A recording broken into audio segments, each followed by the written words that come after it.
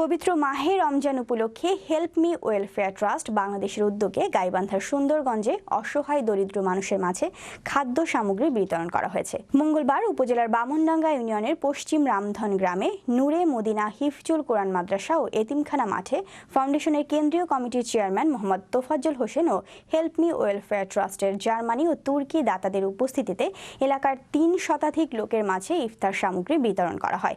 এতে উপস্থিত ছিলেন উপজেলা নির্বাহী কর্মকর্তা তরিকুল ইসলাম, বামনডাঙ্গা ইউনিয়ন আওয়ামী লীগের সাংগঠনিক সম্পাদক আউয়াল কবির, ইউপি চেয়ারম্যান আব্দুল জব্বার, সংগঠনটির সাধারণ সম্পাদক এনামুল হক সহ আরও অনেকে।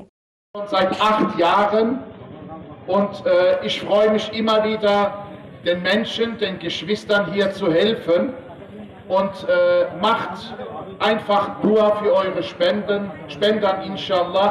Möge Allah euch mit Khair und Bereket und Gesundheit segnen, inshallah. Bu dünya imtihan dünyası. Sizlerin imtihanıyla bizlerin imtihanı çok farklı olacak ahirette. İnşallah hepimiz kazananlardan oluruz. দুনিয়া সবটাই পরীক্ষার জায়গা এবং আপনাদের পরীক্ষা এবং আমাদের পরীক্ষা খুবই ভিন্ন।